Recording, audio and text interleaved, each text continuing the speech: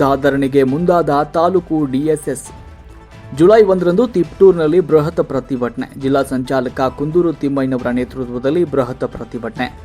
ತುರುವೇಕೆರೆ ಪಟ್ಟಣದ ಪ್ರವಾಸಿ ಮಂದಿರದಲ್ಲಿ ಕರ್ನಾಟಕ ದಲಿತ ಸಂಘರ್ಷ ಸಮಿತಿ ತಾಲೂಕು ಸಂಚಾಲಕ ಕೃಷ್ಣಸ್ವಾಮಿ ಮತ್ತು ಸಂಘಟನಾ ಸಂಚಾಲಕ ಅಮ್ಮಸಂದ್ರ ರೋಹಿತ್ ಜಂಟಿ ಸುದ್ದಿಗೋಷ್ಠಿಯನ್ನು ನಡೆಸಿದರು. ಸುದ್ದಿಗೋಷ್ಠಿಯನ್ನು ಉದ್ದೇಶಿಸಿ ಮಾತನಾಡಿದರು ಅವರು. ಜುಲೈ 1ನೇ ತಾರೀಕು ತಿಪಟೂರಿನ ಉಪವಿಭಾಗಾಧಿಕಾರಿ ಕಚೇರಿ ಎದುರು ಮೈಕ್ರೋ ಫೈನಾನ್ಸ್ನವರು ಬಡ ಮಹಿಳೆಯರ ಮೇಲೆ ನಡೆಸ್ತಾ ಇರುವ ದೌರ್ಜನ್ಯ ಮತ್ತು ದಬ್ಬಾಳಿಕೆಯನ್ನು ಖಂಡಿಸಿ ದಸಂಸ ರಾಜ್ಯ ಪ್ರಧಾನ ಸಂಚಾಲಕರಾದ ಮಾವಳಿ ಶಂಕರ್, ಜಿಲ್ಲಾ ಸಂಚಾಲಕರಾದ ಕುಂದೂರು ತಿಮ್ಮಯ್ಯ ಅವರ ನೇತೃತ್ವದಲ್ಲಿ ತಿಪಟೂರು ತಾಲೂಕು, ತುರುವೇಕೆರೆ ತಾಲೂಕು, ಚಿಕ್ಕನಾಯಕನಹಳ್ಳಿ ತಾಲೂಕು, ಗುಬ್ಬಿ ತಾಲೂಕುಗಳ ವಿಭಾಗೀಯ ಸಮಿತಿ ಸಂಚಾಲಕರುಗಳ ಮತ್ತು ಎಲ್ಲ 4 ತಾಲೂಕುಗಳ ಒಟ್ಟು ಪದಾಧಿಕಾರಿಗಳ ಹಾಜರಿಯಲ್ಲಿ ಈ ಬೃಹತ್ ಪ್ರತಿಭಟನೆ ಮತ್ತು ಧರಣಿ ನಡೆಯಲಿದೆ ಎಂದರು. ಈ ಸಂದರ್ಭದಲ್ಲಿ ಮಾತನಾಡಿದ ತಾಲೂಕು ಸಂಚಾಲಕ ಕೃಷ್ಣಸ್ವಾಮಿ, ಸಂಘಟನಾ ಸಂಚಾಲಕ ರೋಹಿತ್ ಅಮ್ಮಸಂದ್ರ, ಈ ಪ್ರತಿಭಟನೆಯಲ್ಲಿ ಈ ಕೆಳಕಂಡ ಹಕ್ಕೊತ್ತಾಯಗಳನ್ನು ಸರ್ಕಾರಕ್ಕೆ ತಲುಪಿಸಲಿದ್ದೇವೆ ಅಂತ ತಿಳಿಸಿದ್ರು. ಹಕ್ಕೊತ್ತಾಯಗಳಂದರೆ ಮೈಕ್ರೋ ಫೈನಾನ್ಸ್ರವರ ಲೈಸೆನ್ಸನ್ನು ರದ್ದುಪಡಿಸಬೇಕು, ಮೈಕ್ರೋ ಫೈನಾನ್ಸ್ರವರ ದೌರ್ಜನ್ಯ ತಾಳಲಾರದೆ ಆತ್ಮಹತ್ಯೆ ಮಾಡಿಕೊಂಡ ಕುಟುಂಬಗಳಿಗೆ 25 ಲಕ್ಷ ರೂಪಾಯಿ ಪರಿಹಾರವನ್ನು ನೀಡಬೇಕು, ಮೈಕ್ರೋ ಫೈನಾನ್ಸ್ನ ಸಾಲವನ್ನು ಮಾಡಬೇಕು, ಮೈಕ್ರೋ ಫೈನಾನ್ಸ್ರವರ ಹೆಚ್ಚುವರಿ ಬಡ್ಡಿ ಕಟ್ಟಲಾಗದೆ ಒಕ್ಕಲೆದ್ದಿರುವ ಜನರಿಗೆ ಸರ್ಕಾರ ಸೂಕ್ತ ರಕ್ಷಣೆಯನ್ನು ನೀಡಬೇಕು ಎನ್ನುವಂಥದ್ದು. ತಿಪಟೂರಿನಲ್ಲಿ ದಿನಾಂಕ 1/7/2024 ಸೋಮವಾರ ಬೆಳಗ್ಗೆ 10:30ಕ್ಕೆ ತಿಪಟೂರಿನ ಶ್ರೀ ಕೆಂಪಮ್ಮ ದೇವಿ ದೇವಸ್ಥಾನದ ಆವರಣದಿಂದ ಉಪವಿಭಾಗಾಧಿಕಾರಿಗಳ ಕಚೇರಿವರೆಗೂ ಪ್ರತಿಭಟನೆಯ ಮೆರವಣಿಗೆ ನಡೆಸಲಾಗುವುದು ಅಂತ ತಿಳಿಸಿದರು. ಇದೇ ವೇಳೆ ಹಿರಿಯ ದಲಿತ ಮುಖಂಡ ಬೀಚನಹಳ್ಳಿ ರಾಮಣ್ಣ ಅವರು ಕೂಡ ಮಾತನಾಡಿದರು. ಇನ್ನು ಪತ್ರಿಕಾಗೋಷ್ಠಿಯಲ್ಲಿ ಸಂಚಾಲಕರಾದ ನಗರ ಸಂಚಾಲಕ ಬಡಾವಣೆ ಶಿವರಾಜ್, ಬೇಗನಹಳ್ಳಿ ಪುಟ್ಟರಾಜು, ಕೊಳಗಟ್ಟ ಕೇಶವ್, ಶೇಖರ ಅರಳಿಕೆರೆ, ಮಹೇಶ ಸೋಳೆಕೆರೆ ಹಾಗೂ ವಿಠ್ಠಲ ದೇವರಹಳ್ಳಿ, ನರಸಿಂಹಮೂರ್ತಿ, ಮುನಿಯೂರು ಮಂಜುನಾಥ್, ಆಕಾಶ್ ಸಾಸುಲು, ನಂಜುಂಡಸ್ವಾಮಿ, ರಮೇಶ್ ಅರ್ಶಿನದಹಳ್ಳಿ ಇನ್ನೂ ಹಲವಾರು ಜನರು ಸಂದರ್ಭದಲ್ಲಿ ಉಪಸ್ಥಿತರಿದ್ದರು. ವರದಿ ಸುರೇಶ್ ಬಾಬು, ಎಂ ತುರುವೇಕೆರೆ. ಆಮೇಲೆ ಅವರ ಅಪ್ಪ, ಅವರ ತಾಯಿ, ಮಗಳು, ಹೆಂಡತಿ, ಸೊಸೆ ಹಿಂಗೆಲ್ಲ 5 ಜನಕ್ಕೆ ಕೊಟ್ಬಿಟ್ಟು ಅವ್ರು ಒಂದು ಕುಟುಂಬ ಒಂದು ತಿಂಗಳಿಗೆ 1 ಲಕ್ಷ ಕಟ್ಟುವ ಪರಿಸ್ಥಿತಿಗೆ ತಂದು ಹೋಗ್ತಾರೆ. ಅವ್ರ ದುಡಿಮೆಗೆ ಬಂದು ಒಂದು 15-20 ಸಾವಿರ ಇರುತ್ತೆ. ಅವರು ಯಾವುದೇ ಕಾರಣಕ್ಕೂ ಆ ಸಾಲ ತೀರ್ಸೋಕ್ಕೆ ಸಮಸ್ಯೆಗೆ ಸಿಗಾಕೊಂಡ್ಬಿಡ್ತಾರೆ. ಹಂಗಾಗಿ ಈಗಾಗಲೇ ಅಳಗುಪ್ಪೆಯಲ್ಲಿ ಒಂದು 3-4 ಕುಟುಂಬಗಳು ಅಲ್ಲೇ ನೇಣಿಗೆ ಶರಣಾಗಿದ್ದಾರೆ, ಒಬ್ಬರು ಅಲ್ಲೇ ಟ್ರೈನಿಗೆ ತಲೆ ಕೊಟ್ಟವ್ರೆ. ಹಿಂಗಾಗಿ ಇಡೀ ರಾಜ್ಯದಲ್ಲಿ ಬಡ್ಡಿ ಚೀಟಿಗಳು, ಈ ಸಂಘ ಚೀಟಿಗಳು ಕಟ್ಟಕ್ಕಾಗಲೇ ಒಕ್ಕಲೆಬ್ಬಿಸಿ ಊರನ್ನ ಬಿಟ್ಟು ಎಲ್ಲ ಕುಟುಂಬಗಳು ಊರು ಬಿಟ್ಟು ಹೋಗ್ತಾವೆ. ಇಂಥ ಪರಿಸ್ಥಿತಿಗೆ ಈ ಸಂಘ ಸಂಸ್ಥೆಗಳು, ಈ ಫೈನಾನ್ಸ್ ಕಂಪ್ನಿಗಳು ತಂದವೆ. ನಮ್ದು ಡಿಮ್ಯಾಂಡ್ ಏನೈತೆ ಅಂತಂದ್ರೆ, ಮೈಕ್ರೋ ಫೈನಾನ್ಸ್ ಅವರ ಏನು ಅನಗತ್ಯವಾಗಿ ಇವರು ಬಡ್ಡಿ ತರ ಕೊಟ್ಟು ಅನ್ಯಾಯ ಮಾಡ್ತಾರಲ್ಲ, ಅವ್ರು ಮೈಕ್ರೋ ಫೈನಾನ್ಸ್ ಅವರ ಲೈಸೆನ್ಸ್ ರದ್ದುಪಡಿಸಬೇಕು.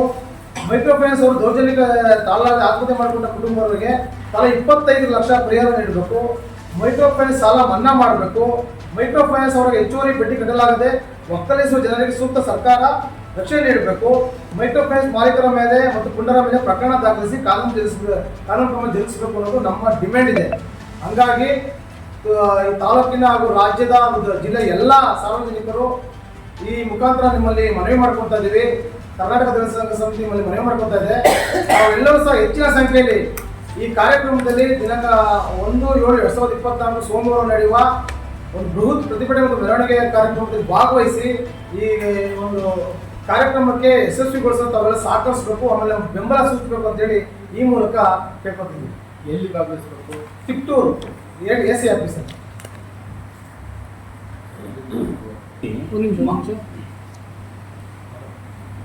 ಕರ್ನಾಟಕ ಸಮಿತಿ ಪ್ರೊಫೆಸರ್ ಬಿ ಕೃಷ್ಣಪ್ಪ ಸ್ಥಾಪಿತ ಮಾವಳ್ಳಿ ಶಂಕರ್ ಮತ್ತು ಕುಂದೂರು ತಿಮ್ಮಯ್ಯನವರ ನೇತೃತ್ವದಲ್ಲಿ ಈ ಪ್ರತಿಭಟನೆ ನೋಂದಣಿಯಿತು. ತಿಪಟೂರು ಕೆಂಪಮ್ಮ ದೇವರ ದೇವಸ್ಥಾನದಿಂದ AC ಆಫೀಸ್ ಮುಂಭಾಗದವರೆಗೂ ಬೃಹತ್ ಪ್ರತಿಭಟನೆ ನಡೆಯಿತು. ಮೆರವಣಿಗೆ ಹೋಗಿ AC ಅವರಿಗೆ ಮತ್ತೆ ಅಲ್ಲಿಂದ AC ಅವರಿಗೆ ಮನವಿ ಕೊಟ್ಟು, ಅಲ್ಲಿಂದ DC ಅವರಿಗೆ, ಅಲ್ಲಿಂದ ಮತ್ತೆ ಮುಂದೆ ಯಾರ್ಯಾರಿಗೆ ಕೊಡಬೇಕು ಎಲ್ಲರಿಗೂ ಇದನ್ನು ಮನವಿ ಕೊಟ್ಟು, ಈ ರೀತಿ ಅನ್ಯಾಯ ಆಗದಂಗೆ, ಜನಗಳಿಗೆ ಅನ್ಯಾಯ ಆಗದಂಗೆ ತಡೆಯೋಕ್ಕೆ CMಗೂ ಮನವಿ ಕೊಡಬೇಕು ಅಂತ. ಕರ್ನಾಟಕ ದಲಿತ ಸಂಘ ಸಮಿತಿ ವತಿಯಿಂದ ತಮ್ಮೆಲ್ಲರಿಗೂ ಸ್ವಾಗತವನ್ನು ಕೊಟ್ಟಿದ್ದೇವೆ. ಆತ್ಮೀಯರೇ,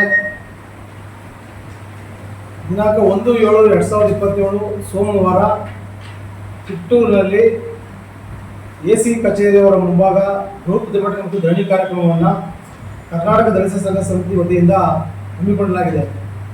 ಉದ್ದೇಶ ಇಷ್ಟೇ, ಮೈಕ್ರೋ ಫೈನಾನ್ಸ್ ಕಂಪ್ನಿಗಳು ಇಡೀ ರಾಜ್ಯದಲ್ಲಿ ಎಲ್ಲ ಕಚೇರಿಗಳನ್ನು ಎಲ್ಲ ಗ್ರಾಮಗಳಲ್ಲಿ ಎಲ್ಲ ಊರುಗಳಲ್ಲಿ ಕಚೇರಿಗಳನ್ನು ಓಪನ್ ಮಾಡಿಕೊಂಡು ಏನು ದೀನದಲಿತರು ಆರ್ಥಿಕ ಸಂಕಷ್ಟ ಸಿಕ್ಕಂಥ ಜನಗಳಿಗೆ ಗುಂಪುಗಳಾಗಿ ಮಾಡಿ ಅವರಿಗೆ ಸಾಲಗಳನ್ನು ನೀಡ್ತಾ ಬಂದಿರೋದು ತಮ್ಮೆಲ್ಲರಿಗೂ ತಿಳಿದಿರೋ ವಿಷಯ.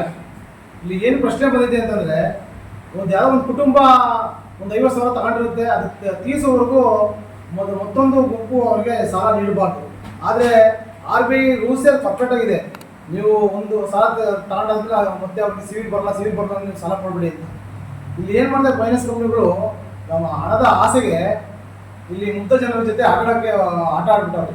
ಏನಪ್ಪ ಅಂತಂದರೆ, ಅವ್ರಿಗೆ ಈ ಸಿವಿಲ್ ಬರಲಿಲ್ಲ ಅಂತಂದ್ರೆ ಯಾರೋ ಒಂದು ಗ್ರೂಪಲ್ಲಿ ಸಿವಿಲ್ ಕಾರ್ಡ್ನ ಹಾಕೊಂಡು ಆಧಾರ್ ಕಾರ್ಡ್ನ ಹಾಕೋದು, ಅವರು ಹೊರಗೆ ಇಟ್ಕೊಂಡು ಬ್ಯಾಂಕಲ್ಲಿ ಇಟ್ಬಿಟ್ಟು ಭಾಳ ಸಿವಿಲ್ ಕಾರ್ಡ್. ಈಗ ನಮ್ಮ ತಾಲೂಕಿನ ಸಂಚಾಲಕರು ಮತ್ತು ಸಂಘಟನಾ ಸಂಚಾಲಕರು ಹೇಳಿದ ರೀತಿ ಏನು ಈ ಫೈನಾನ್ಸ್ ಕಂಪನಿಗಳಿದಾವಲ್ಲ, ಅವರ ದಬ್ಬಾಳಿಕೆ ಮತ್ತು ದುರಾಡಳಿತ ವಿರುದ್ಧ ಇವತ್ತು ಪ್ರಪ್ರಥಮ ಬಾರಿಗೆ ದಾಸಂಸ ಒಂದು ಹೋರಾಟವನ್ನು ಕೈಗೆತ್ತಿಕೊಂಡಿದೆ. ಕಾರಣ ಇವರ ಏನು ಫೈನಾನ್ಸ್ ಕಂಪನಿಗಳಿಗೆ ದಬ್ಬಾಳಿಕೆಗೆ ಮತ್ತು ಅನ್ಯಾಯಕ್ಕೆ ಒಳಗಾದವರು ಬರೀ ದಲಿತರೇ ಅಲ್ಲ, ಇಡೀ ಎಲ್ಲ ಜನಾಂಗದ ಬಡವರು ಸಹ ಹಾಳಾಗಿದ್ದಾರೆ. ಅವ್ರು ಏನಾಗಲ್ಲ, ದುಡ್ಡು ಕಟ್ಟಕ್ಕಾಗಲ್ಲ, ಇದು ಮಾಡೋಕ್ಕಾಗಲ್ಲ, ಪಾಪ ಬಡವರು ಇರ್ತಾರೆ, ಕೂಲಿ ಆಗಿದೆ. ಮತ್ತೆ DC ಅವರು ಸಹ ಈಗ ಬರಗಾಲ ಇದೆ, ಈಗ ಯಾರುವೆ ನೀವು ಬ್ಯಾಂಕ್ ಆಗಲಿ ಮತ್ತೆ ಫೈನಾನ್ಸ್ ಕಂಪ್ನಿಗಳಾಗಲಿ ಯಾರುವೆ ದುಡ್ಡು ಚೀಟಿ ಕಟ್ಟಿಸ್ಕೊಂಬೇಡಿ ಅಂತ ಹೇಳಿದ್ರು ಸಹ ಇವರು ದೌರ್ಜನ್ಯ ನಡೆಸಿ ತಿಪ್ಟೂರು ತಾಲೂಕಿನ ಅಳಗುಪ್ಪೆ ಮತ್ತೆ ಕೆಲವು ಕಡೆ ಎಲ್ಲ ದೌರ್ಜನ್ಯ ಮಾಡೋದ್ರಿಂದ ಪಾಪ ಎಮ್ಮನ್ ಹೇಳಕ್ಕೆ ಸತ್ಯ ಹೋಯ್ತು. ಅಳಗುಪ್ಪೆದು ಒಬ್ರು ರೈಲು ತಲೆ ಕೊಟ್ಟರು. ಈ ತರ ಮುಂದೆ ಆಗಬಾರ್ದು ಅನ್ನೋದಕ್ಕೋಸ್ಕರವ ದಲಿತ ಸಂಘರ್ಷ ಸಮಿತಿ ಈ ಮೈಕ್ರೋ ಫೈನಾನ್ಸ್ ಕಂಪನಿಗಳ ವಿರುದ್ಧ ಬೃಹತ್ ಹೋರಾಟ ಹಮ್ಮಿಕೊಂಡಿದೆ. ಆ ಹೋರಾಟಕ್ಕೆ ಈ ಹೋರಾಟ ವಿಭಾಗ ಮಟ್ಟದ ಹೋರಾಟ. ಚಿಕ್ಕನಾಯಕನಹಳ್ಳಿ ತಾಲೂಕು, ತಿಪ್ಪೂರು ತಾಲೂಕು, ಗುಬ್ಬಿ ತಾಲೂಕು ಮತ್ತೆ ತುರುವೇಕೆರೆ ತಾಲೂಕಿನ ದಾಸಾಂಶ ಕಾರ್ಯಕರ್ತರು ಹೆಚ್ಚಿನ ಸಂಖ್ಯೆಯಲ್ಲಿ ಸೇರ್ತಾ ಇದ್ದಾರೆ ಈ ಹೋರಾಟಕ್ಕೆ. ಈ ನಮ್ಮ ತಾಲೂಕಿನಲ್ಲೂ ಸಹ ಹೆಚ್ಚಿನ ಸಂಖ್ಯೆಯಲ್ಲಿ ಕಾರ್ಯಕರ್ತರು ಹೋಗಿ ಕಾರ್ಯಕ್ರಮವನ್ನು ಯಶಸ್ವಿಗೊಳಿಸ್ತಾ ಇದ್ದೀವಿ. ಈ ಪತ್ರಿಕಾ ಮಾಧ್ಯಮದ ಮುಖಾಂತರ ಎಲ್ಲರೂ ಸಹ ಹೆಚ್ಚಿನ ಸಂಖ್ಯೆಯಲ್ಲಿ ಕಾರ್ಯಕ್ರಮಕ್ಕೆ ಭಾಗವಹಿಸಬೇಕು ಅಂತ ಹೇಳಿ ಮನವಿ ಮಾಡಿಕೊಳ್ತಾ ಇದ್ದೀವಿ.